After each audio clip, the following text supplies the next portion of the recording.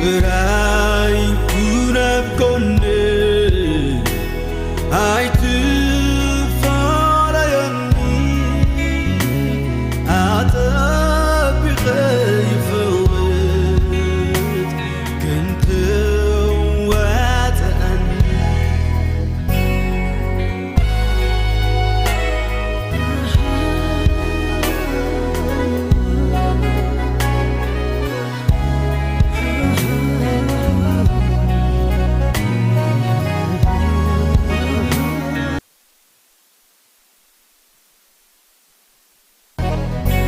زلوخا نمنباري أستماقيريو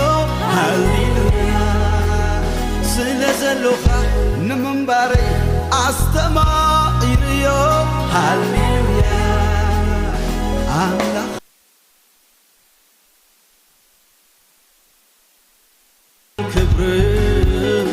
تسلم يسوع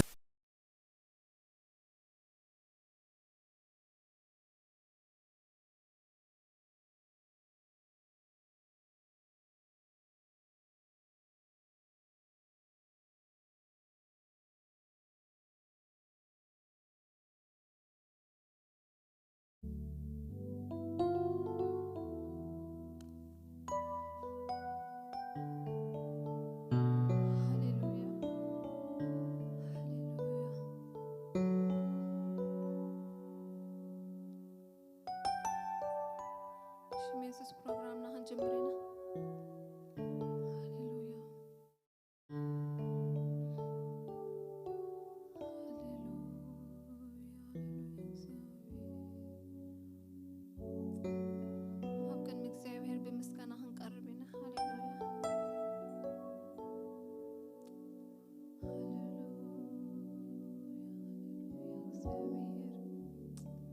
እግዚአብሔር ነፍስና ተጸማካለ ሃሌሉያ ሃሌሉያ እግዚአብሔር አባይ ተመስገን ተመስገን ስለ ሁሉ ነገር እግዚአብሔር ተመስገን ተመስገን ተመስገን ሃሌሉያ ሃሌሉያ እግዚአብሔር ነመስግነካ ለና ምስጋናና ተቀበል እግዚአብሔር ሃሌሉያ ሃሌሉያ እግዚአብሔር ነፍስና ተመስግነካለ ሃሌሉያ አባጻድ ከመጽና ለና እግዚአብሔር ሃሌሉያ መንፈስ ከኸትመላና ሃሌሉያ መንፈስ ቅዱስ አብዚ ጉባኤን ዕድመካ ለና ሃሌሉያ ሃሌሉያ እግዚአብሔር አቦይ ክብርኻ ክረአ ሃሌሉያ ኣብዚ ጉባኤ እዚ ክብርኻ ክመልእ ብሽሜስ ንጽልለና ሃሌሉያ ሃሌሉያ ሃሌሉያ እግዚአብሔር ቅጽካ ንደለና ሃሌሉያ እግዚአብሔር ንደልየካ ለና ሃሌሉያ እግዚአብሔር ነቶም ዝደልይዎ ይርከበሎም ሃሌሉያ ሃሌሉያ ሃሌሉያ እግዚአብሔር አቦይ ኣብዚ ቦታ እዚ ተረኸብ ሃሌሉያ መንፈስ ቅዱስ ንዕድመካ ለና ሃሌሉያ ብዘይ መንፈስ ካወል ሓንቲ የብልናን ሃሌሉያ ሃሌሉያ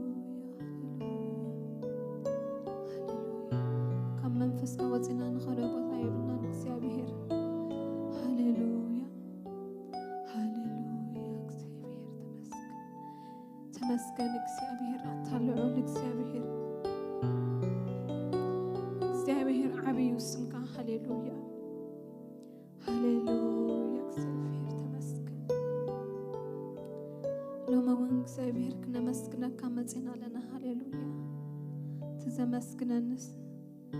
ይኽፍረኒ ስለድበልካ እግዚአብሔር ሃሌሉያ ሃሌሉያ እግዚአብሔር ካባና ደልዮ ምስጋና ጥራሕ ሓንተ ካባና ይደልዮ ሃሌሉያ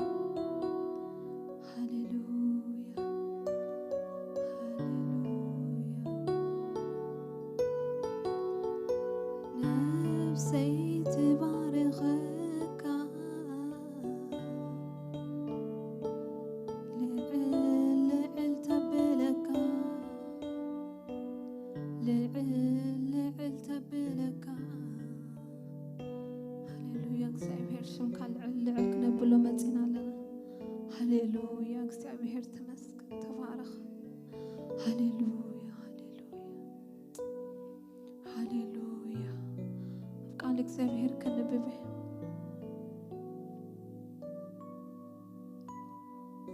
ዘዳግም ምዕራፍ 31 እቲ ቀቅድሜኻ ዝኸይድ ድማ ንሱ እግዚአብሔር እዩ ንሱ ምሳኻ ክኸውን ኣይጣልመካን ኣይክሕደካን ከዓ ኣይትፍራህ ኣይትሸበር ሃሌሉያ እግዚአብሔር ኣይትፍሩህ ኢልና ሆሎስ ደፍራህና ነገር እንታይ እዩ እግዚአብሔር ምሳና ካብ ኮነስ መን ይስቀሆምና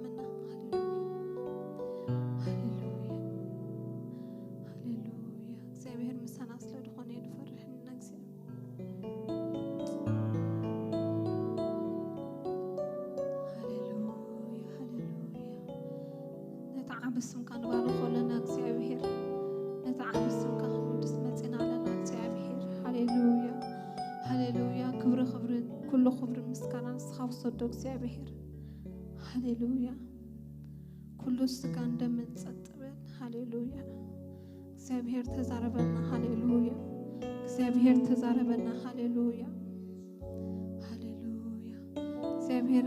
በዚህ ተሐልፍ ግድ ይኹን كان هاليلويا هاليلويا هاليلويا هاليلويا እግዚአብሔር هاليلويا حج دما እግዚአብሔር ክንዝምሮ ሌና እግዚአብሔር ኣይርስዕኒ እንደበልና ክንዝምርና هاليلويا ናይ በሐቅ እግዚአብሔር ኣይርስዓናኒ ኩሉ ኹነታት እኮ ከቢድ ተመሰለ እግዚአብሔር ግን ኣይርስዕኒ እግዚአብሔር ኣይድርብኒ هاليلويا هاليلويا እግዚአብሔር አይገድፈናኒ ሃሌሉያ እግዚአብሔር አይገድፍኒ ሃሌሉያ ሃሌሉያ ሃሌሉያ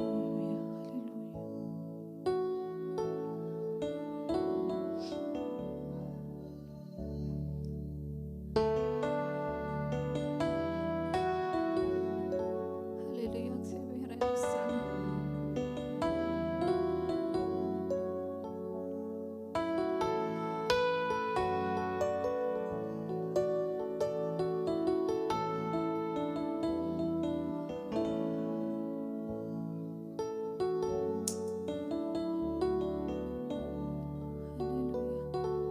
እግዚአብሔር አይረሳኝዮ ኪዳኑ አይጠልብኝዮ ንሁሉ በመንዶም ጊዜኡ ከይክብሮ ዝኸልክሎ መንዩ ልዕልዩ ዝለዓለሎ ድዩ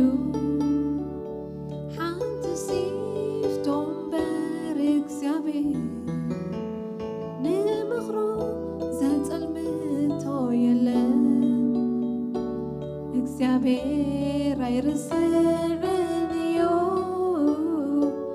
ኪዳኑ አይጠልብኝዮ ንኹሉ በመንዶም ጊዜኡ ከይክብሮ ዝኽልክሎ መንዩ ልዕልዩ ዝለዓለሎ ድዩ ሓንቲ ሲፍቶም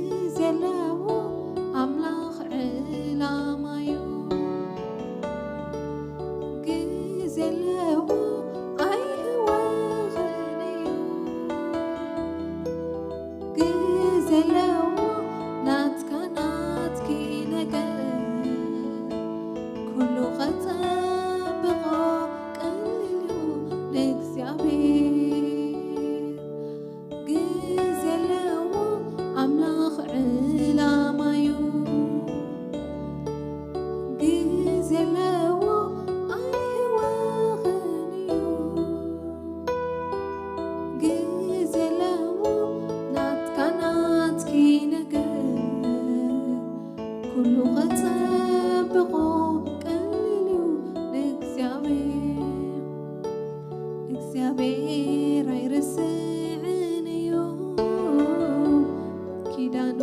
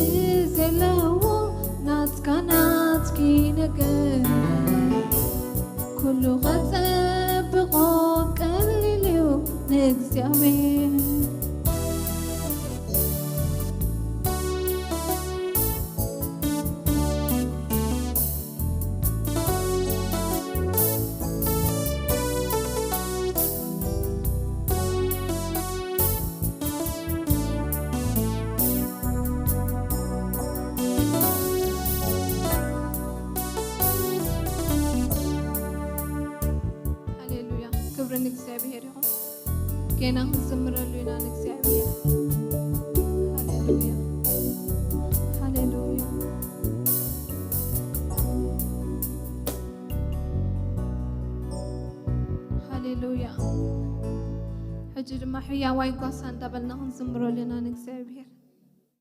هللويا هللويا نتحيا ويقص دخنا أملانا نزمر لنا هللويا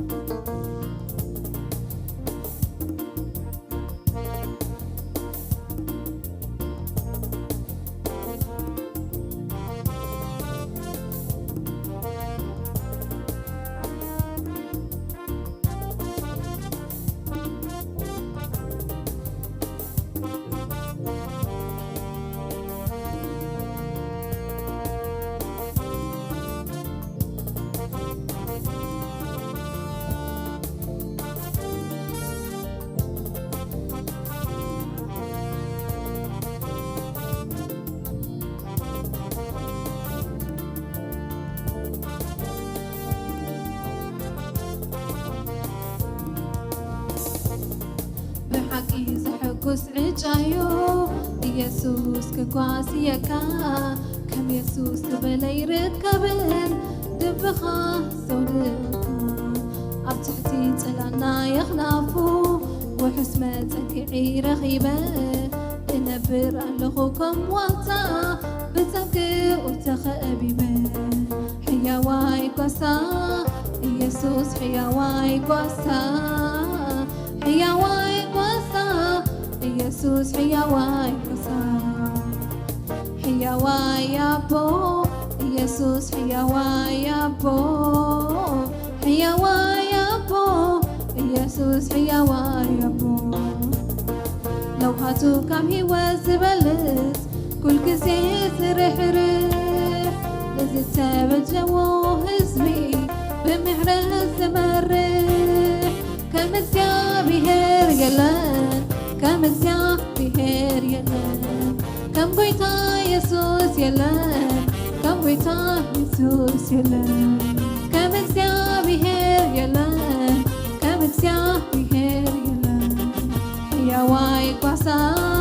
ኢየሱስ ሕያዋይ ጓሳ ሕያዋይ ጓሳ ኢየሱስ ሕያዋይ ጓሳ ሕያዋይ አቦ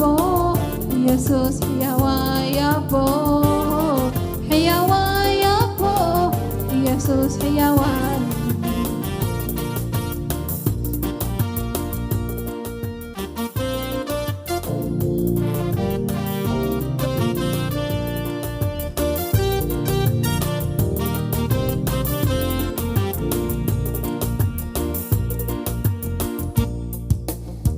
ካብ ሕይወት ዝበልጽ ኩል ግዜ ዝርሕርሕ ንዝተበጀዎ ህዝቢ ብምሕረት ዝመርሕ ከም እግዚአብሔር የለን ከም እግዚአብሔር የለን ከም ጎይታ ኢየሱስ የለን ከም ጎይታ ኢየሱስ የለን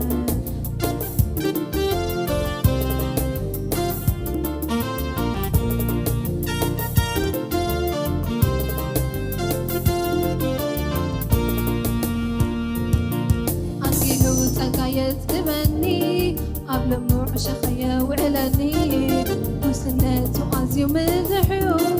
فتيو ستفدوني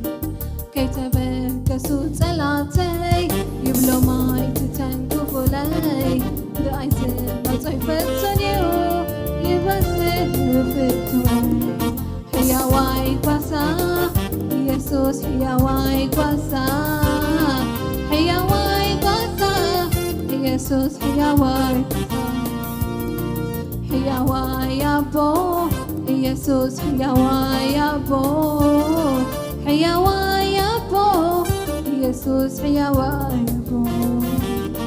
ለውሃቱ ካብ ሕይወት ዝበልጽ ኩል ግዜ ዝርሕርሕ ንዝተበጀዎ ህዝቢ ብምሕረት ዝመርሕ ከም እግዚአብሔር የለን ከም እግዚአብሔር የለን ከም ጎይታ ኢየሱስ የለን ከም ጎይታ ኢየሱስ የለን ብሓጎስ ክገዛእካ ከምልኸካ ጎይታዬ ኣምላኸ እሄ ንስኻ ኢኻ ብዘይ ንስኻ ኣመናሎኒ ዝጓስየኒ ናብ ዝዓርፈሉ ማይ ህይወት ዝመርሓኒ ንስኻ ኣመናሎኒ ዝጓስየኒ ናብ ዝዓርፈሉ ማይ ህይወት ዝመርሓኒ ሕያዋይ ጓሳ ኢየሱስ ሕያዋይ ጓሳ ሕያዋይ ጓሳ ኢየሱስ ሕያዋይ ጓሳ ሕያዋይ አቦ ኢየሱስ ሕያዋይ አቦ ሕያዋይ አቦ ኢየሱስ ሕያዋይ አቦ ለውሃቱ ካብ ሕይወት ዝበልጽ ኩል ግዜ ዝርሕርሕ ንዝተበጀዎ ህዝቢ ብምሕረት ዝመርሕ ከም እግዚአብሔር የለን ከም እግዚአብሔር የለን ከም ጎይታ ኢየሱስ የለን ከም ጎይታ ኢየሱስ የለን ከም መንፈስ ቅዱስ የለን ከም ክርስቶስ ክግዝናካ ከምልኸካ ጎይታዬ ኣምላኸየ ንስኻ ኢኻ ብዘይ ንስኻ መን ኣሎኒ ዝጓስየኒ ናብ ዝዓርፈሉ ማይ ህይወት ዝመርሓኒ ብዘይ ንስኻ መን ኣሎኒ ዝጓስየኒ ናብ ዝዓርፈሉ ማይ ህይወት ዝመርሓኒ ሕያዋይ ጓሳ ኢየሱስ ሕያዋይ ጓሳ ሕያዋይ ጓሳ ኢየሱስ ሕያዋይ ጓሳ ሕያዋይ ኣቦ ኢየሱስ ሕያዋይ ኣቦ ሕያዋይ ኣቦ ኢየሱስ ሕያዋይ ኣቦ ለውሃቱ ካብ ህይወት ዝመልስ ኩል ግዜ ዝርሕርሕ ንዝተበጀዎ ህዝቢ ብምሕረት ዝመርሕ ከም እግዚኣብሔር የለን ከም እግዚኣብሔር የለን ከም ጎይታ ኢየሱስ የለን ከም ጎይታ ኢየሱስ የለን ከም መንፈስ ቅዱስ የለን ከም መንፈስ ቅዱስ የለን ከም እግዚአብሔር የለን ከም እግዚአብሔር የለን ከም ጎይታ ኢየሱስ የለን ከም ጎይታ ኢየሱስ የለን ከም መንፈስ ቅዱስ የለን ከም መንፈስ ቅዱስ የለን ሃሌሉያ ክብር ለእግዚአብሔር ይሁን።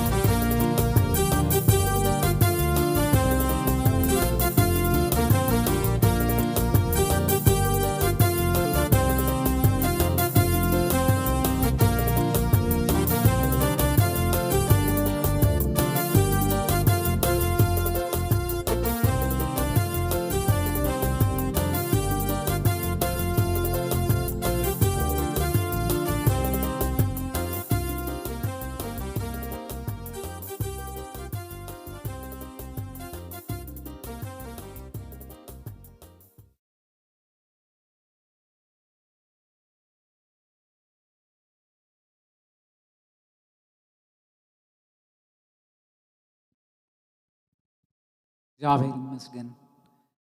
ሕያዋይ ጓሳ ኢየሱስ ሕያዋይ ጓሳ እዩ።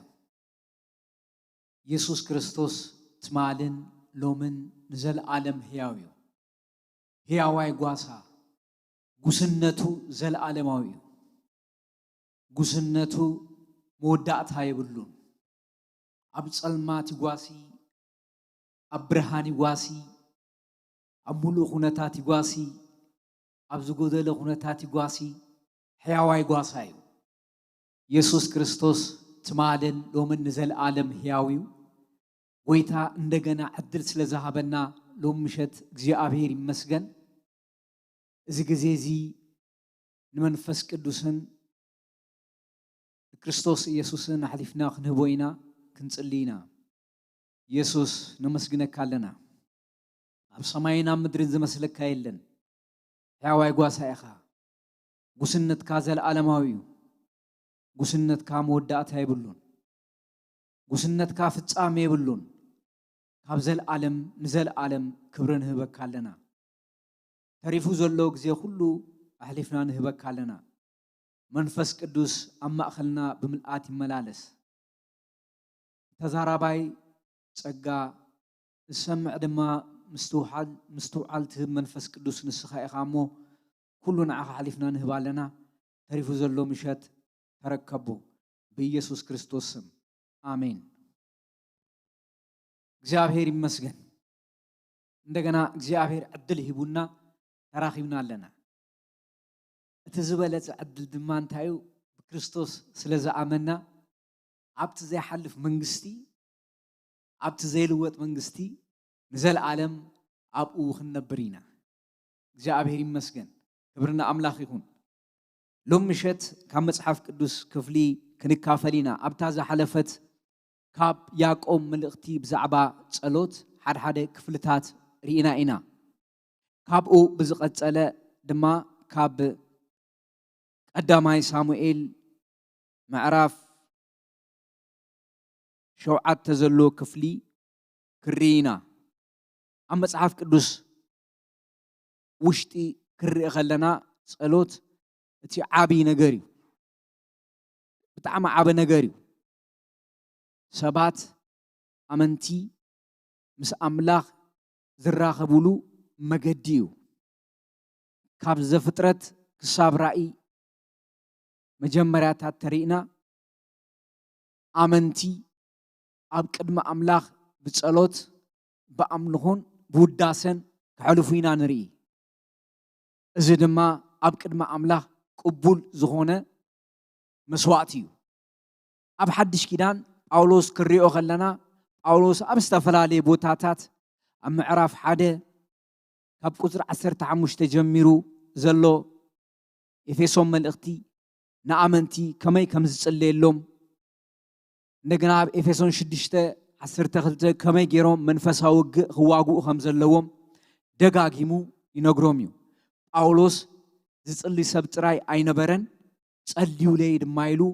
ናይ ጸሎት አርእስቲ ዝህብ ሰብ ነይሩ እግዚአብሔር ይመስገን ስለዚ ኣብ ጸሎት ዘሎ ኃይሊ ኣብ ጸሎት ዘሎ ሰማያዊ ሚስጥር ዓብ ነገር እዩ ሓንቲ ዶቭ ትብል ቻናል ነራ ኣብ ሓደ ግዜ ሪሰርች ዝተገበረ ኣብዚ ናይ ካሊፎርኒያ ዘሎ ዩኒቨርሲቲ ጸሎት prayers ተገበረሎም ሰባት ኣብ ሆስፒታል ክሪቲካል ዝኾነ ሰርጀሪ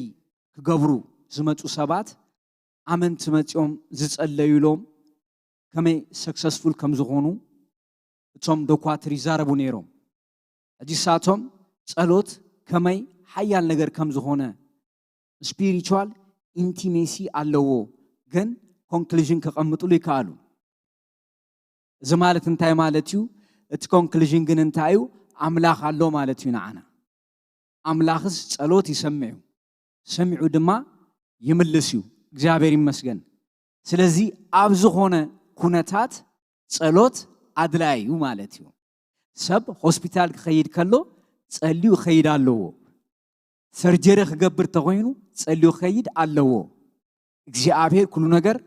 ቆጻጸሮ ማለት እዩ እግዚአብሔር ይመስገን ስለዚህ ጸሎት ዓብ ነገር እዩ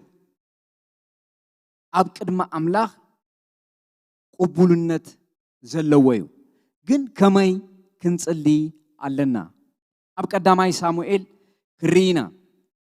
መቼም ቀዳማይ ሳሙኤል ምስ ዘመነ መሳፍንት ተታሓይዙ ዝመጸ ታሪክ ዘለዎ ዘመነ መሳፍንት እንታይ ዓይነት ግዜ ከም ዝነበረ ኩልና نفولت إنا تخفلي ساموئيلم مس مسافنتي وزمدب نبي ساموئيل مس مسافنتي وزمدب كم استمدب له مغنيات انتايو عبتك زيتي عبز هنا منفساوي ودكت نيرو اتي عب منفساوي ودكت عبيت إسرائيل زخطلو نجار انتايو عنواتيو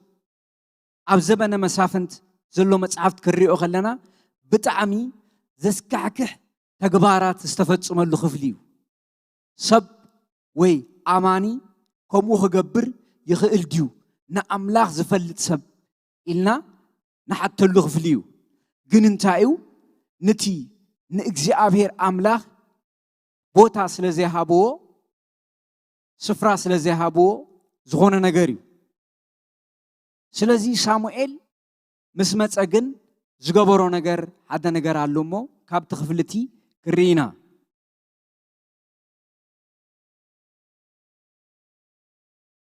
ካብ ቁጽሪ ምዕራፍ 7 ካብ ቁጽሪ 2 ይጅምሩ እቲ ታቦት ኣብ ቄርያት የዓሪም ካብ ዝቕመጥ ነዊሕ ግዜ ኣስታት 10 ዓመት ኮነ ብዘለዋ ቤት እስራኤል ድማ ክረድኦም ናብ እግዚአብሔር የእውዩ ነበሩ ሳሙኤል ከዓ ንብዘላ ቤት እስራኤል ንስኻትኩም ብምሉ ልብኹም ናብ እግዚአብሔር ትምለሱ እንተ ኮይንኩም ጓኖት አማልኽትን አስታሮትን ካብ ማእኸልኩም አርሕቁ ልብኹም ከዓ ናብ እግዚአብሔር አቅንዑ ንዑ ጥራይ እውን አምልኹ ሽዑ ካብ ኢድ ፍልስጤማውያን ከድሕነኩም እዩ ኢሉ ተዛረቦም ደቂ እስራኤል ከዓ ንጣዖታት ባዕልን ኣስታሮትን ኣርሒቆም ንእግዚአብሔር ጥራይ ኣምልኹ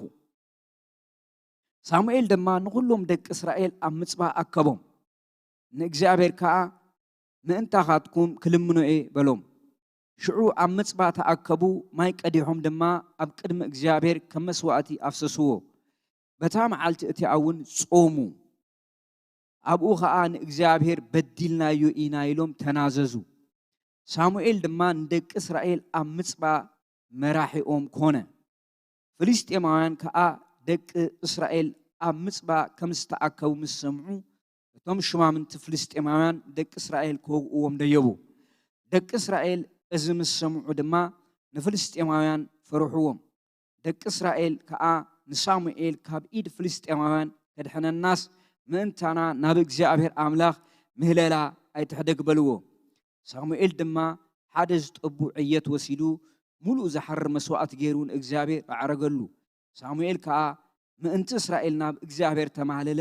እግዚአብሔር ድማ ምላሽ ሃቦ ይብለና እግዚአብሔር ይመስገን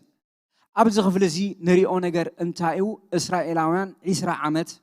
እቲ ታቦት ናይ ቃል ኪዳን ታቦት ምስ ተማረኸ 20 ዓመት ይዝብል 20 ዓመት ኮነ ብዘላ ቤት እስራኤል ድማ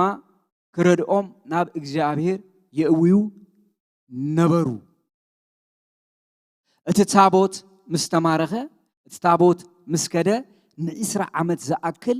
ቤት እስራኤል ናብ እግዚአብሔር የእውዩ ነበሩ ግን መልሲ ኣይመጸን እስራኤላውያን ዘእውዩሉ ዝነበሩ ምኽንያት እንታይ እዩ ብየማንን ብጸጋምን ውግእ ነይርዎም ብዙሕ ጉድኣት ድማ ይበጽሖም ነይሩ በዚ ምኽንያት እዚ ናብ እግዚአብሔር የእውዮም ግን መልሲ የለን ኣብቶም ሓርኛ ክፍሊ ክዛረብ እንታይ ይብል ሓዚኖም ንእግዚአብሔር ን20 ዓመት ሓዚኖም ስዒቦሞ ይብል ናይ ሓዘኖም ምኽንያት እንታይ እዩ ክንብል ከለና ጸሎትና ኣይተመለሰን ጸሊና ኢና ጾምና ኢና ነቢዕና ኢና ጸሎትና ግን ኣይተመለሰን ሳሙኤል ግን ምስ መጸ ዝበሎም ሓደ ነገር ነይሩ ናብ እግዚአብሔር ክምለሱ እዩ ዓዲምዎ ናብ እግዚአብሔር ተመለሱ ኢልዎም እዚ ማለት እንታይ ማለት እዩ ባዕሊምን ኣስታሮትን ጣዖታት የምልኹ ነይሮም እንደገና ድማ እግዚአብሔር ከድሕኖም ይጽልዩ ነይሮም ስለዚ እግዚአብሔር ስለዘይሰምዐ ዘይኮነስ ከልግሱ ዘለዎም ነገር ኣለው ሰሚዕዎም እግዚአብሔር ጸሎቶም ግን ከርሕቅዎ ዝግብኦም ነገር ነይሩ እዚ ማለት እንታይ ማለት እዩ እግዚአብሔር ናይ ቃል ኪዳን ኣምላኽ እዩ ብቃል ኪዳን እዩ ንእስራኤል ጸዊዕዎ ኣብ ሲና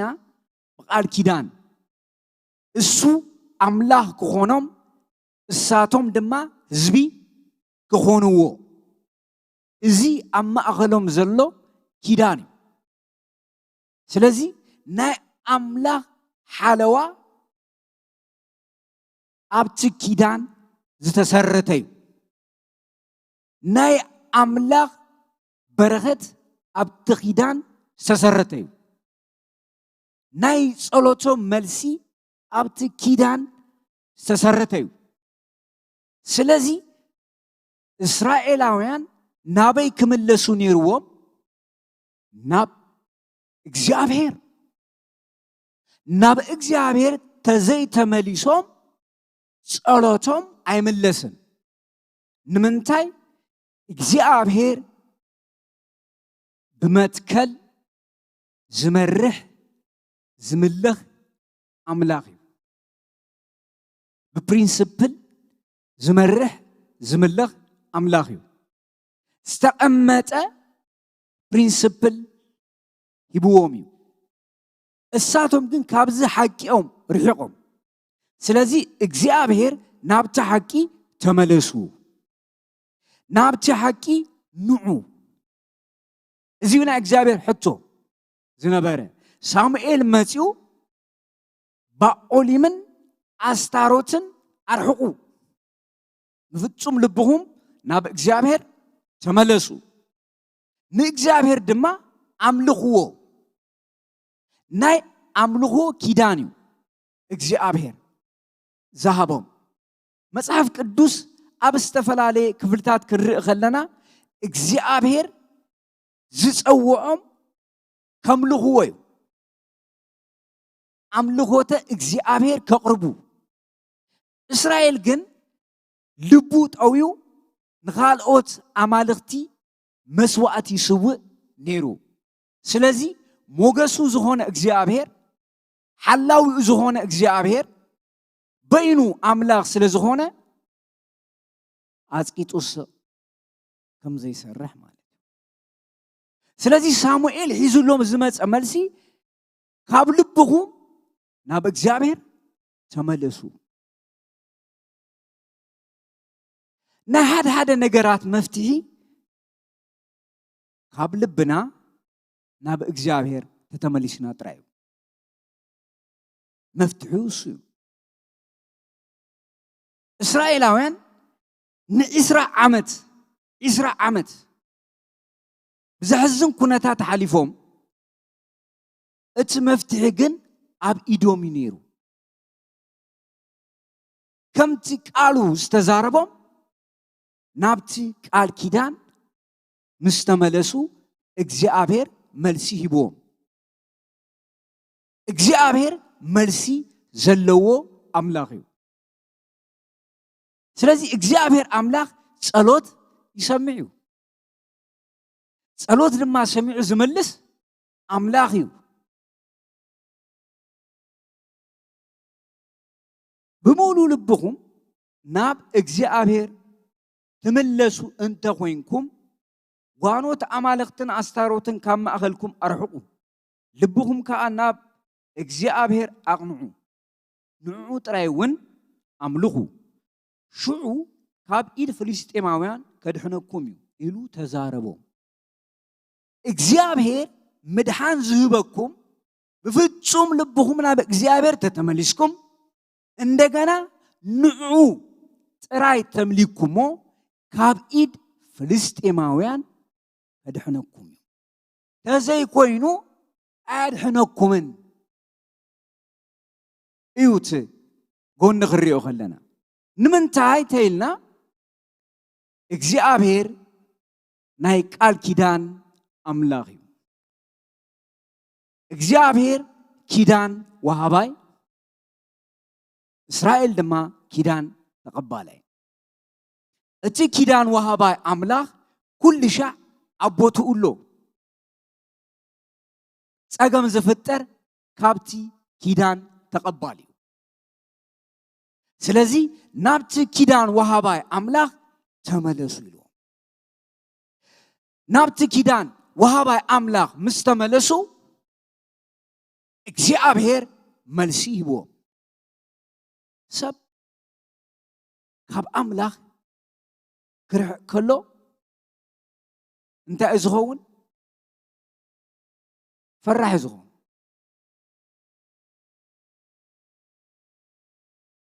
እስራኤላውያን ከምኦም ኮይኑ ኣብዚ ክፍል ንርአዮ ሳሙኤል ድማ ንኹሎም ደቂ እስራኤል ኣብ ምጽባእ ኣከቦም ንእግዚአብሔር ከዓ ምእንታኻትኩም ክልምኑ እየ በሎም ሽዑ ኣብ ምጽባእ ተኣከቡ ማይ ቀዲሖም ድማ ኣብ ቅድሚ እግዚአብሔር ከም መስዋዕት ያፍሰስዎ በታ መዓልቲ እቲኣ እውን ጾሙ ኣብኡ ከዓ እግዚአብሔር በዲልናዮ ኢና ኢሎም ተናዘዙ ሳሙኤል ድማ ንደቂ እስራኤል ኣብ ምጽባእ መራሒኦም ኮነ ይብለና እስራኤላውያን እንታዮም ገይሮም ተኣሚኖም በደሎም ተኣሚኖም ንእግዚአብሔር በዲልናዮ ኢና ኢሎም ጾይሞም ማይ አፍሲሶም በደሎም ተኣሚኖም ንመን በዲልናዮ ንእግዚአብሔር ብምንታዮም በዲሎሞ ጣዖታት ስለ ዘምልኹ ንትህያው ኣምላኽ ገዲፎም ኣዒንትን ዘይብሎም ዘይርዩ ኢድ ንዘይብሎም ዘይሰርሑ ኣብ ዘይብሎም ዘይዛረቡ ብሰብ ተጠፍጢፎም ዝተሰርሑ ንዓታቶም ስለ ዘምልኹ በዲልና ኢና እግዚአብሔር ድማ ሓዲጉሎም እግዚአብሔር ይመስገን እግዚአብሔር ዝሓድግ ኣምላኽ እዩ ሓዲጉሎም ሕድገት ሂብዎም ሕድገት ሓጢአቶም ሂብዎም እግዚአብሔር ይመስገን ፍልስጤማውያን ከዓ ደቂ እስራኤል ኣብ ምጽባ ከም ዝተኣከቡ ምስ ሰምዑ እቶም ሹማምንቲ ፍልስጤማውያን ደቂ እስራኤል ክዋግኡዎም ደየቡ ደቂ እስራኤል እዚ ምስ ሰምዑ ድማ ንፍልስጤማውያን ፈሪሖሞም ንምንታይ ፈሪሖሞም ቅድሚ ሕጂ 20 ዓመት ሙሉ እንታይ ከም ዝበጽሖም ይፈልጡ እዮም እንደገና ምስ ተኣከቡ ፈሪሖም ውሽጦም ተጎድዩ ማለት እዩ ብፍርሒ ተዋሒጦም እዮም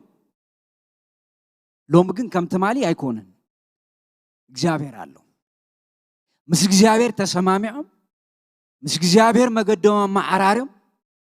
ኣቦቶኦም ኣለዉ ስለዚ እግዚአብሔር ኣሎ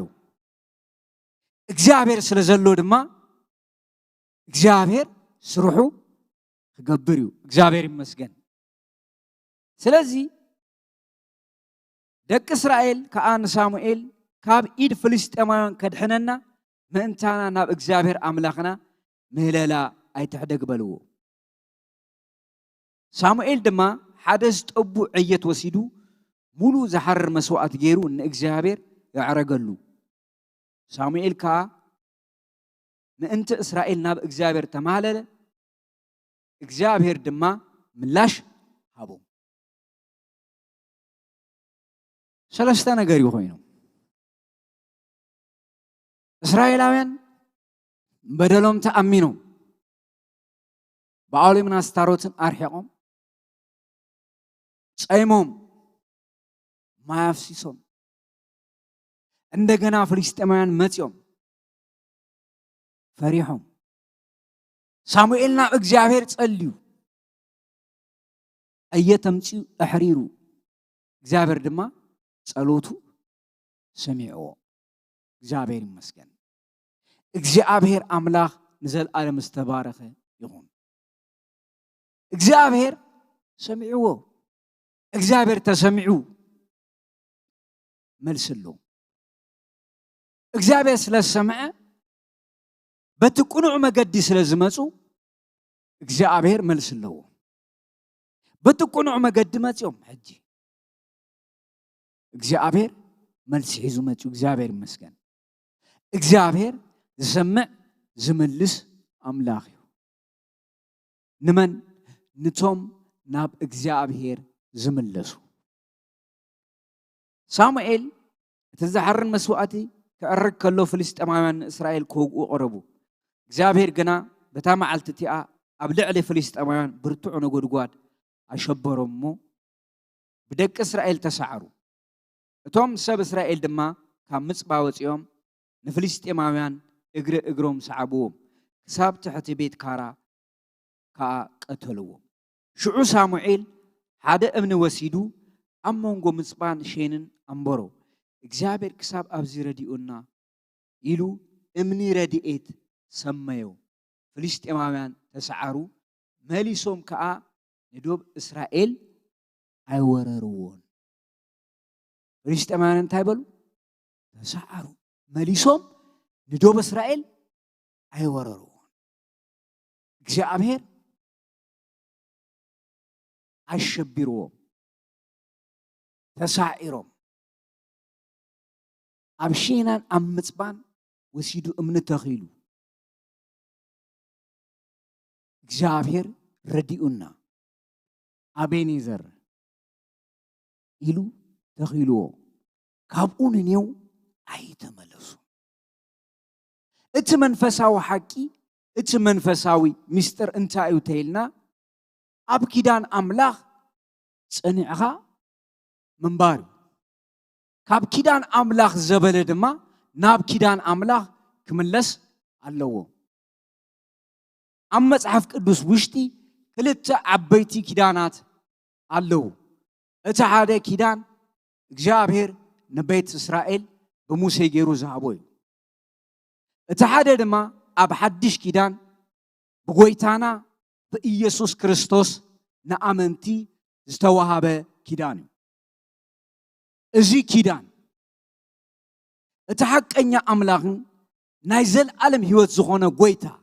ኢየሱስ ክርስቶስ ብደሙ ዝሃበና ኪዳን እዩ ኪዳን ብደሙ ኣለና ክብርና ኣምላኽ ይኹን ስለዚ ኢየሱስ ክርስቶስ ሓቀኛ ኣምላኽን ናይ ዘለዓለም ህይወትን እዩ መጽሓፍ ቅዱስ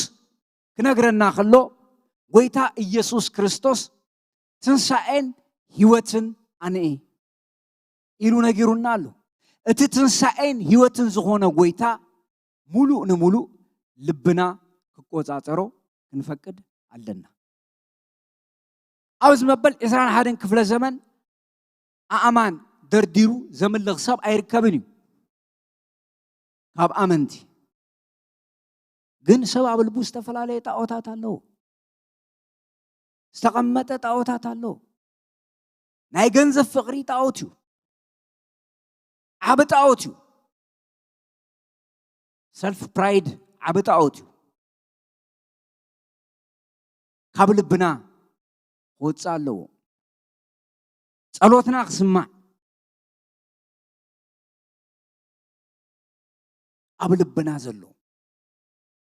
እስራኤላውያን ካብ ልቦም ተመሊሶም ካብ ልቦም ምስ ተመለሱ ጸሎቶም ተመሊሱ ስለዚ ንሓድ ሓደ ጸሎታት መልስታትና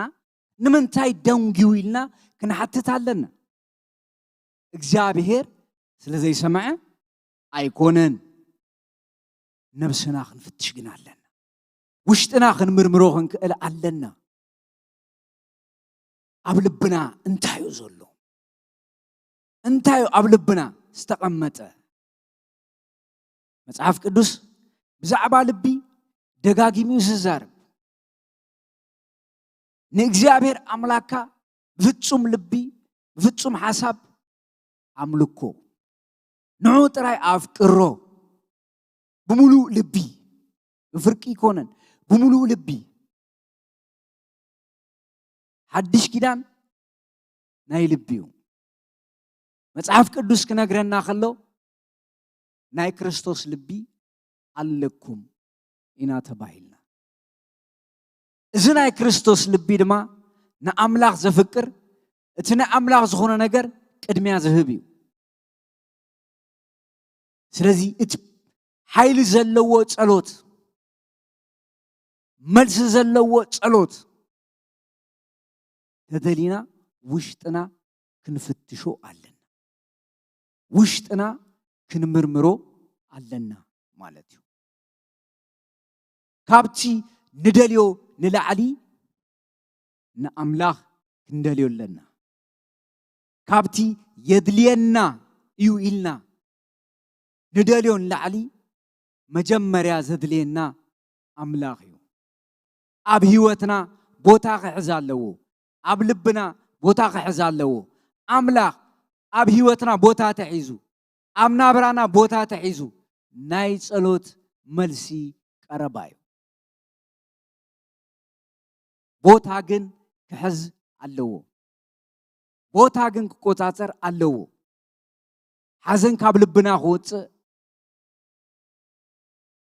ምጉርምራም ካብ ልብና ክወፅእ ጎይታ ውሽጥና ሓሊፍና ክንህቦ እዩ ዝደሊ እግዚአብሔር ይመስገን ኣነ ዘገርመኒ ነገር ኣብዚ ክፍሊ እዚ እንታይ እዩ ሳሙኤል መጺኡ ዝተዛረቦም እቲ ናብ ህይወት ናብ ኣምላኽ ዘጸግዕ መልእኽቲ እዩ ሂብዎም ካልእ ነገር ኣይሃቦምን ናብ ኣምላኽ ዘጸግዕ መልእኽቲ ناب أملاخ زقر ملأختي أسيبو سويد ما زدلينا حجي سوي زدلينا أبز مبل إسران هادين كفل زمن زدلينا أسيو ناب أملاخ زقر ملأختتات زدلينا ناب أملاخ زقر مستهياو أملاخ زلاق بتمرتتات زدلينا مستهياو أملاخ زنبر تمرتي سبكتي زدلينا እግዚአብሔር ከምዚ ዓይነት ሰባት ከተሰአልና ክንጽልይ ኣለና እግዚአብሔር ይመስገን ናብ እግዚአብሔር ዘጸገ ንእምሮና ዘይኮነስ ንልብና ክዛረበና እግዚአብሔር ንውሽጥና ክምርምሮ መንፈስ ቅዱስ ውሽጥና ክቅየር ልብና ክቅየር حلنا خمرمر بمنتاي بمنفس قدوس እግዚአብሔር ይመስገን ስለዚህ ጸሎት አብ ቅድመ አምላክ ተቀባልነት ዝህሎ መልስ ዝህሎ በፍጹም ልብና ንአምላክ ዝተዋሃበ ህይወት ክህልወና ከሎዩ ጸሎት አምልኾ እዩ ዓቢ ናይ አምልኾ سرعاتيو نأملاخ نملخلو مجديو صلوت كبرنا أملاخ يهون يسوع كريستوس سمعلن لومن نزل عالم ياويو يسوع كريستوس سمعلن لومن نزل عالم ياويو اسو ايلوتن اسو زلوت أملاخ ايكونن كيدانو ايلوتن أسراره أيلوتن مجدو أيلوتن حساباتنا لويتنا نابقو حساب نملست أطويلو يزتبيننا مسيو أيبلنان قتيرو أيبلنان رفيدو أيبلنان أبتاز مسأنا الله ساعات إلو زرقي حز قبلنا أكزابير مسكن سلازي ناب أملاخ كابل لبنا نخن ملس فقاد أملاخي أكزابير مسكن فقاد أملاخ إيو كاب لبنا تتملسنا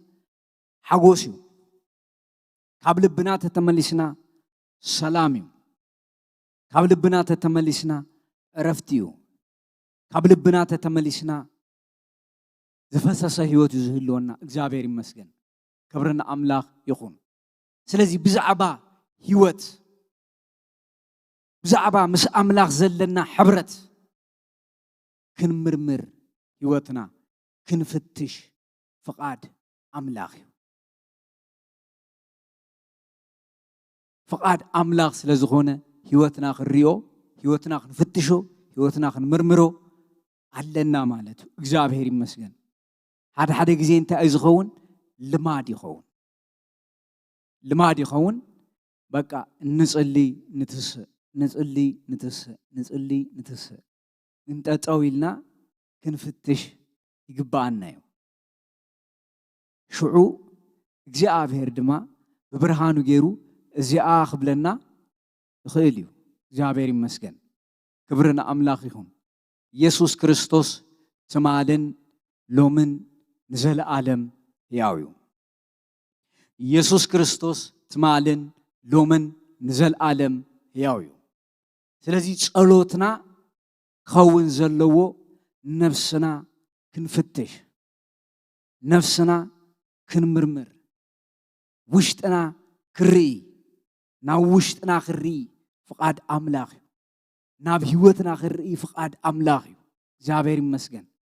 ናብ ውሽጥና ክንምርምር ከለና ናብ ውሽጥና ክርኢ ከለና እግዚአብሔር አምላኽ ይሕጎስ እዩ ናብ ውሽጥና ተዘይጠሚትና ንደገ ጥራይና ደገ ነብዩ ኢሳያስ ከምኡ ነይሩ ሳብ ምዕራፍ 6-5 ከባቢ ናብ ሰብ ጥራይ እዩ ዘለል ንእስራኤል ይዛረባ ከበድቲ ነገራት እዩ ዝዛረብ ናይ ፍርዲ ቃላት እዩ ዝዛረብ ነይሩ ይዛረብ ግን አምላኽ ሓደ ጊዜ ኣብቲ ቤተ መቅደስ ኦዝያን ኣብ ዝሞተሉ ጊዜ ተገሊጹሉ ምስ ተገለጸሉ በቃ ጠፊኤ እንታይ ኢለ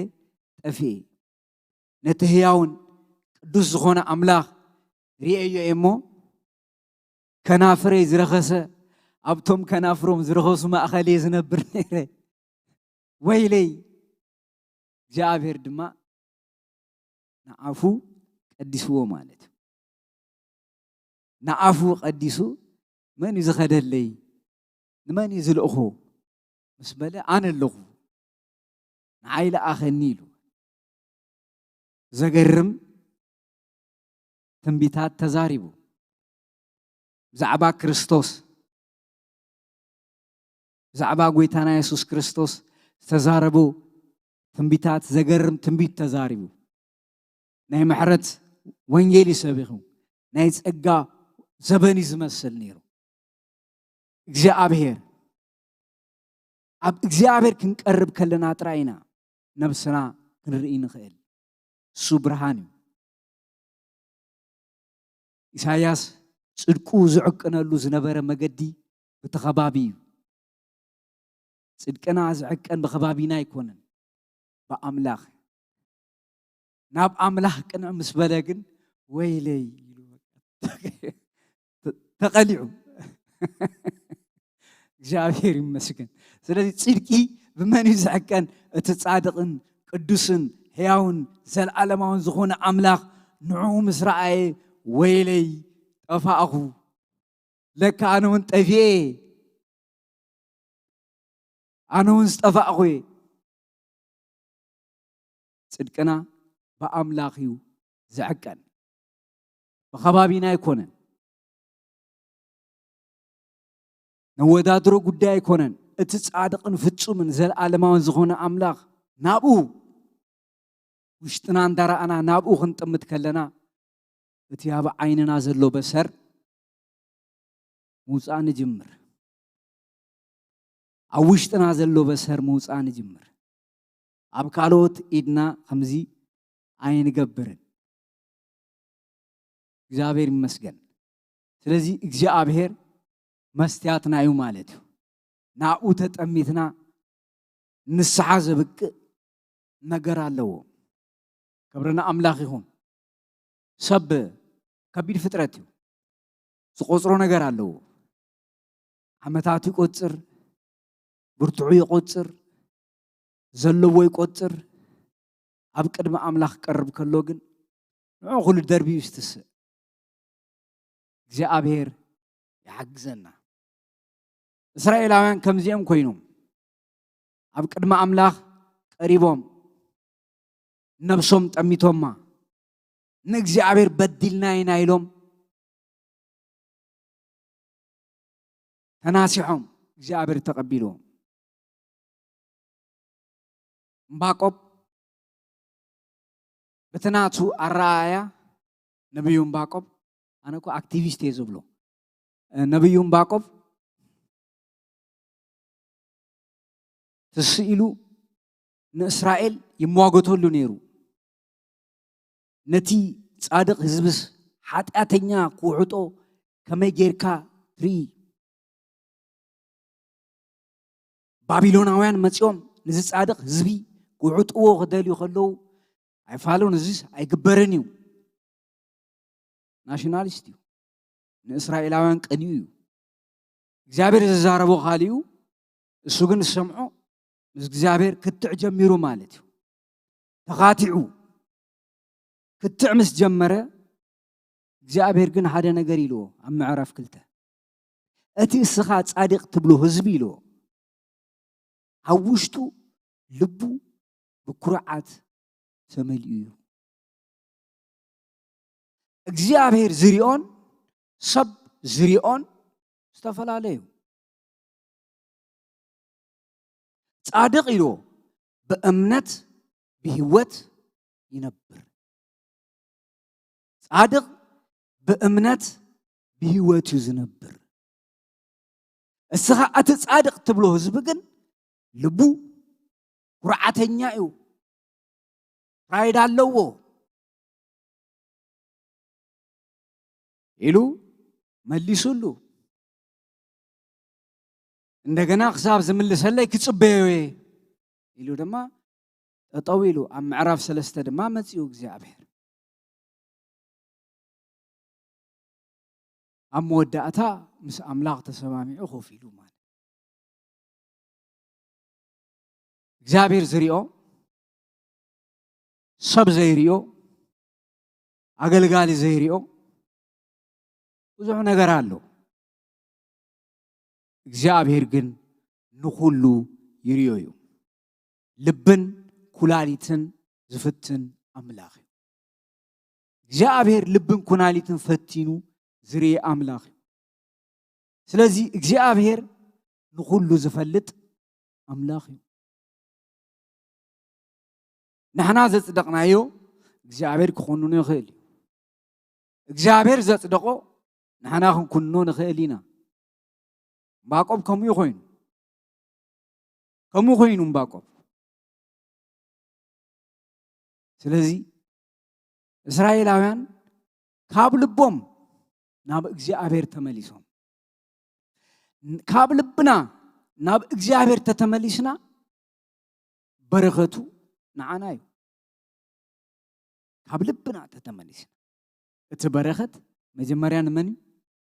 ንዓና እዩ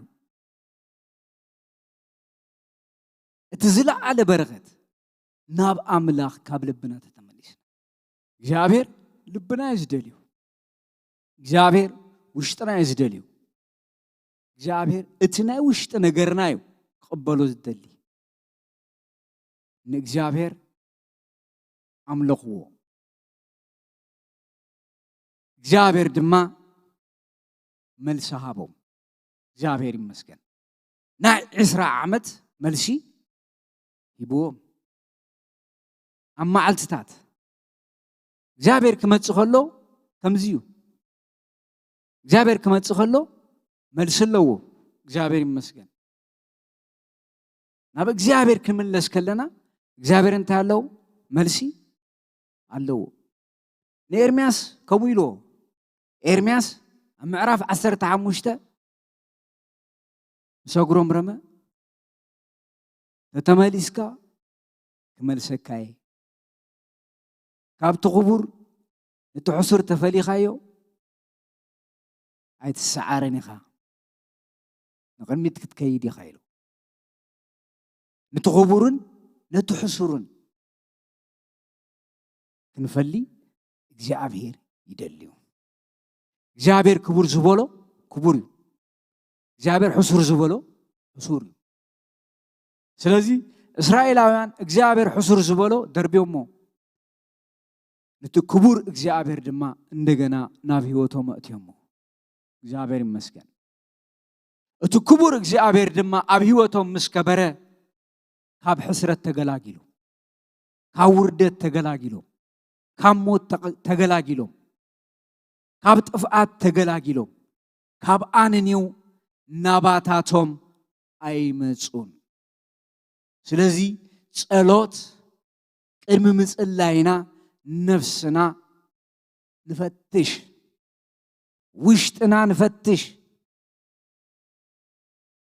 ህይወትና ንርአዮ 180 ትንቢት ተተዘረበ ትርጉም የብሉን እግዚአብሔር ናብኡ ካብ ልብና ተተመሊስና ትንቢትማ ያድረየናን እግዚአብሔር ኢዱ ዘርጊሑ ዝባርኽ ኣምላኽ እዩ ኢዱ ዘርጊሑ ዝፈውስ ኣምላኽ እዩ ክብርና ኣምላኽ ይሁን ኢየሱስ ክርስቶስ ትማልን ሎምን ንዘለዓለም ሕያው እዩ ኢየሱስ ክርስቶስ ትማልን ሎምን ንዘለዓለም ሕያው እዩ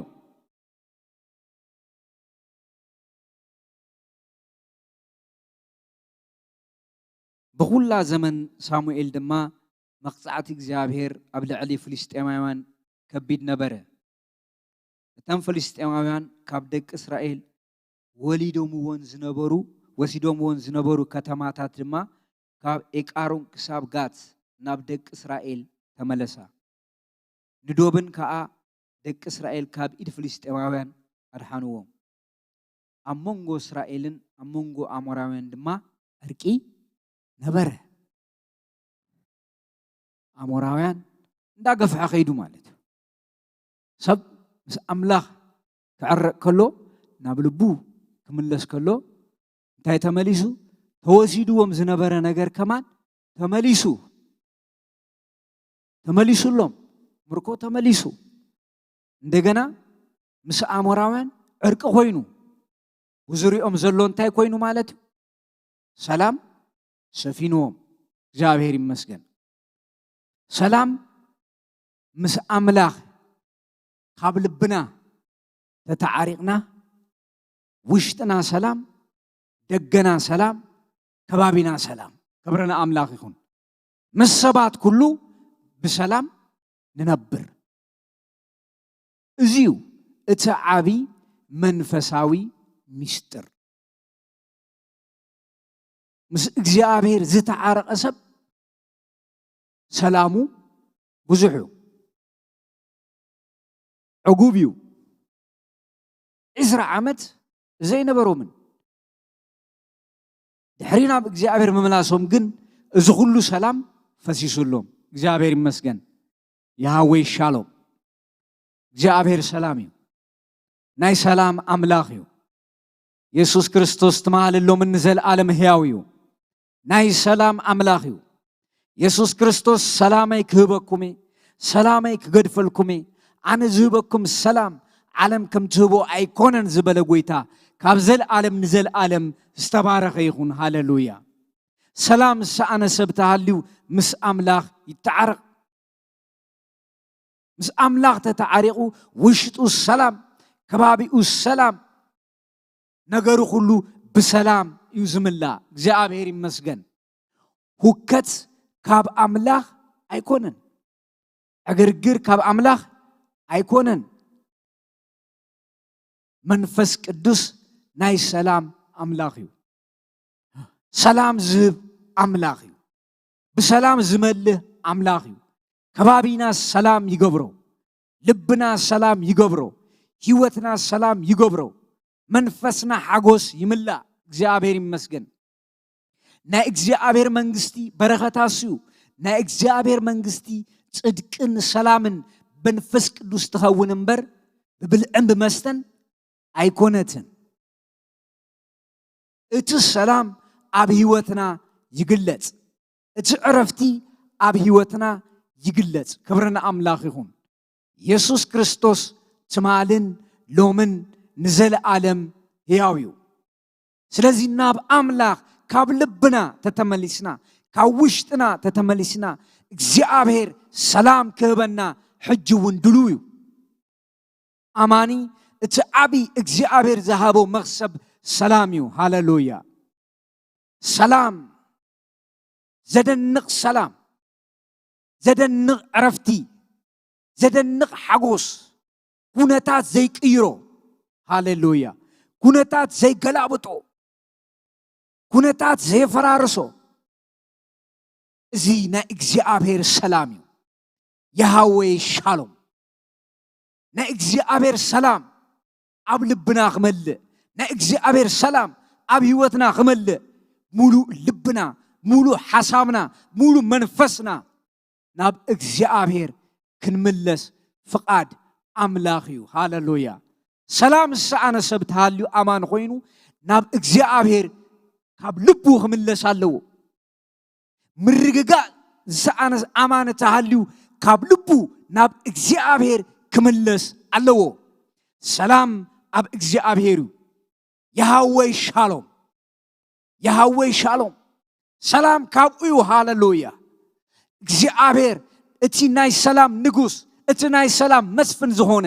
ኢየሱስ ክርስቶስ بمولو لبنا بمولو حسابنا بمولو منفسنا تتقبلنا يو يسوع كريستوس ملآتو مولو هاللويا ناي كريستوس سلام ناي كريستوس عرفتي ناي كريستوس سلام بواغا زي تمن بواغا زي قزا بمنتا يركب بنسحة كابلبنا نابو بمملاس هاللويا سلام يهوي شالوم كبرنا أملاغهون يسوس كريستوس تمالن لومن نزل عالم هياويو يسوس كريستوس تمالن لومن نزل عالم هياويو يهوي شالوم يسوس كريستوس ناي غويتوت غويتا ناي نغستات نغوس سلامو بزحو هاللويا سلامو يفسسيو سلامو كابزل عالم نزل عالم زفسس أملاغيو بمنتاي كنملس كلنا نابو هاللويا سلام سلام نايلو مخلت عمت تكساس كباب خير نيري كرمنويح عمت أب أديس أبا زرخب كوسبي قويتا تقبلوس كيداري إيو نيري انتاي رخيب كايليو أب هيوتكا أب زباني أب زعدي تماهيرو زناي تكساس زلو بريج مهندس كونو سرحوسيو أب هيوت زباني سلام زبهالاي نبرن يسوس مسأتوغن ترين اللغة يسوس كأتوغلو هاللويا يسوس كأتوغلو سلام يذهب يسوس كأتوغلو عرفتي يذهب يسوس كأتوغلو مرققا يذهب يسوس كريستوس تمالن لومن نزل عالم هياوي هاللويا يسوس كريستوس تمالن لومن نزل عالم هياوي سلازي كابلبنا تتمليسنا تحدثو restoration كابلبنا بملاس زركبيو كاوشتنا بملاس زركبيو سقيلو زمت ايكونن يسوس كريستوس تمالن لومن نزل عالم هياويو ناي سلام أملاغ ناي سلام نغوس ناي سلام غويتا نابو كنملس كلنا أملاغ ريستور يقبرنا ريستور يقبر بمنتاي بمنفس قدوس ريستوريشن كابلبنا نابو كنملس كلنا هيلينج سب كركب كله ريستور يزخون زلو هاللويا كما أسرتو يفتح من يسوس يفتحو كابلبنا كاوشتنا كمنفسنا تتملسنا حيننا يحدث هاللويا يسوس كريستوس تمالن لومن نزل عالم هياويو مزمور 29 موداتا خمزيبل እግዚአብሔር አምላክ ንህዝቡ بسلام يبارك እግዚአብሔር بسلام زبارك أملاخيو እግዚአብሔር بسلام زبزح أملاخيو እግዚአብሔር كابزل عالم نزل عالم هياويو يسوس كريستوس تمالن لومن نزل عالم هياويو يسوس كريستوس تمالن لومن نزل عالم هياويو ناب كريستوس نو يسوس كريستوس ناي سلام أملاخيو ناي سلام نغوسيو ناي سلام مسفنيو ناي سلام برخت زملؤو قويتا ايو هاللويا يهوي شالوم يهوي شالوم كابزل عالم نزل عالم هياويو كابزل عالم نزل عالم بروحيو بروح أملاخ هاللويا دحر إسراء عمت إسرائيل عرفتيبو من يهوي شالوم نابقو مستملسو كابلبوم كم منفسهم كاوشتهم كبرنا أملاخ يكون يسوس كريستوس تمالن لومن نزل عالم هياوي كالت راي كونن مركعهم تمليسو أب كبابيهم كله أركن سلامن كوينو እግዚአብሔር ከነግስ ከሎ አብ ህይወትና ከሙ ይዝኸውን እግዚአብሔር አብ ህይወትና ከነግስ ከሎ ከሙ ይዝኸውን እግዚአብሔር ይንገስ እግዚአብሔር ይንገስ እግዚአብሔር ይንገስ እግዚአብሔር ይንገስ ሃሌሉያ እግዚአብሔር ከነግስ ከሎ እሱ ሰላም ረፍቲ ካብ አምላኽዩ ቅሳነት ካብ አምላኽዩ ካብየትም አይመጽን ندك أدم زبله كله يسوع كريستوس تمالن لومن نزل عالم هياويو يسوع كريستوس تمالن لومن نزل عالم هياويو أبيوتكم إزناي سلام نجوس إزناي سلام مسفن أي فلتوني قدم هجي أي تفعلت كون تبلو أونلاين تكتاتلو يسوع كريستوس ناب هيوتكم أتوه يسوع كريستوس سلام كهبكوميو يسوع كريستوس سلام أب هيوتكم كفسسيو أنا بقويتاي جن أب هيوتاي سلام يلن تبلو قبل بهم نابقويتا تملسو أتسلام أبو يوزلو أتعرفتي أبو يوزلو restoration أبو يوزلو يسوع كريستوس تمالن لومن نزل عالم ياويو يسوع كريستوس تمالن لومن نزل عالم ياويو كنصلينا يسوع نمسجنكا قبزل عالم نزل عالم السغا ياويغا بزل عالم دم كيدان عب غواسا زهونكا غويتا يسوع كريستوس كبرن مسغانا نهبكا قبزل عالم نزل عالم نخبركا زمسلك يلن